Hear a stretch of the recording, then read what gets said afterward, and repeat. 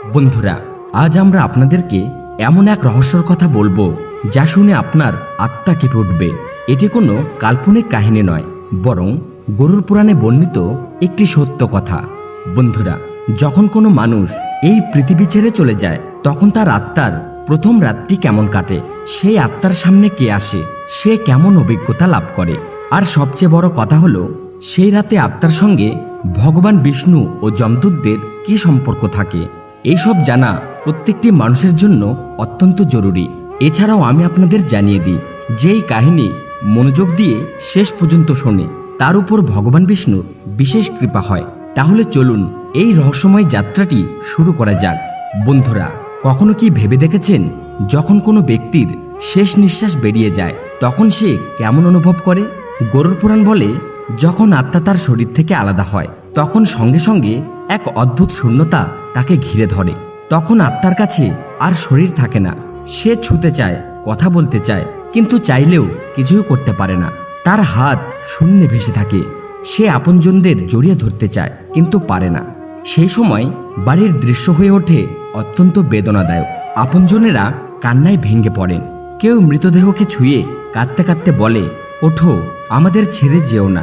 কেউ ডাক্তারকে ডাকে, কেউ আবার ঈশ্বরের কাছে প্রার্থনা করে, কিন্তু আত্মা নিঃশব্দে দাঁড়িয়ে সবকিছুই দেখছে। ভাবুন তো, কতটা অসহায় বোধ করে আত্মা। সে চিৎকার করতে চায়, আমি এখানে আছি, আমি এখনো বেঁচে আছি, আমাকে ছেড়ে যেও না। কিন্তু তার সেই আর্তনাদ কেউ শুনতে পায় না।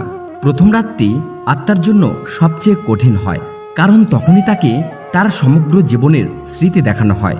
যেন সিনেমার রিলের মতো একের পর এক সব কর্ম তার সামনে ভেসে ওঠে।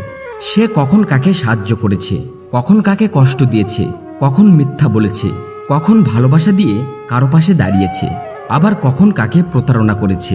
প্রতিটি মুহূর্ত তার সামনে আসে। সৎকর্ম দেখে আত্মা শান্তি অনুভব করে, কিন্তু পাপকর্ম দেখলে অনুশোচনায় কেঁপে ওঠে। বন্ধুরা, প্রথম রাতে আত্মা তার পরিবারকে সবচেয়ে গভীরভাবে অনুভব করে। গরুর পুরাণ বলে, আত্মা তার বাড়ির প্রতিটি কোণায় ঘুরে বেড়ায়। সে তার সন্তানদের দেখে তাদের মাথায় হাত বুলিয়ে দিতে চায়। সে তার মা বাবা কিংবা জীবনসঙ্গীকে দেখে ভাবে, ইস, যদি আমাকে আরেকটু সময় দেওয়া হতো, তাহলে আমি সবার খেয়াল রাখতে পারতাম, সবার যত্ন নিতে পারতাম।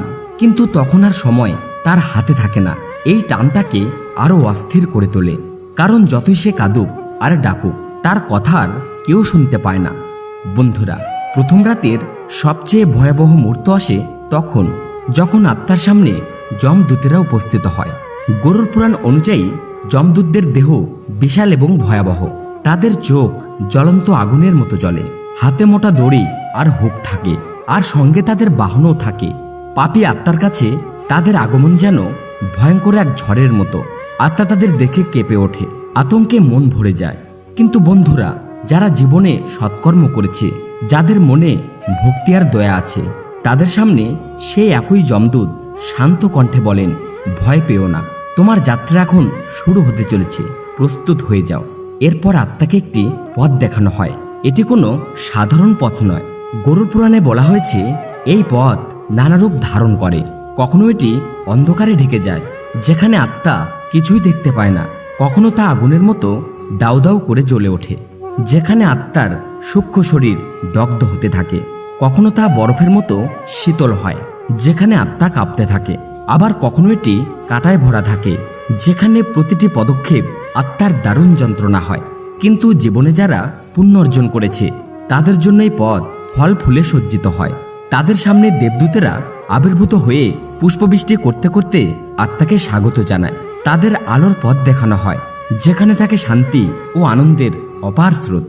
বন্ধুরা, প্রথম রাতটি সবচেয়ে রহস্যময় এবং সংবেদনশীল হয়। শেষ প্রহরে যখন পুরো ঘর গভীর নিদ্রায় ডুবে থাকে, তখনই আত্মা সবচেয়ে বেশি অস্থির হয়। সে নিজের দেহের দিকে আকৃষ্ট হয়, প্রিয়জনদের দিকে তাকায় এবং ভাবে, ইস, কতই না ভালো হতো যদি আমাকে আর কিছু সময় দেওয়া হতো। কিন্তু নিয়তির নিয়ম হলো, সময় শেষ হলে আত্মাকে যেতেই হয়। গরুর পুরাণে লেখা আছে, যে আত্মা প্রথম রাতে নিজের কর্ম দেখে অনুশোচনা করে, সে পরবর্তী 11 দিন ধরে বারবার ভগবানকে স্মরণ করে। আর যে ভগবান বিষ্ণুকে স্মরণ করে, তার পথকে স্বয়ং ভগবান আলোকিত করেন। এই কারণেই সনাতন ধর্মে বলা হয়েছে মৃত্যু পরবর্তী প্রথম রাতটি অত্যন্ত পবিত্র। সেই সময় পরিবারের দ্বারাই করা মন্ত্রোচ্চারণ দীপদান আত্মাকে শক্তি ও শান্তি প্রদান করে। তাই বন্ধুরা, যখনই আপনাদের কোনো প্রিয়জনদের মৃত্যু হয় সেই প্রথম রাতে প্রদীপ জ্বালাতে ভুলবেন না। ভগবান বিষ্ণুর নাম নিন এবং আত্মার শান্তির জন্য পাঠ করুন। বন্ধুরা, এই দেহ নশ্বর, আজ আছে কাল আর থাকবে না, কিন্তু আত্মা সে তো অমর। মৃত্যু কোনো শেষ নয়, বরং এক নতুন যাত্রার সূচনা।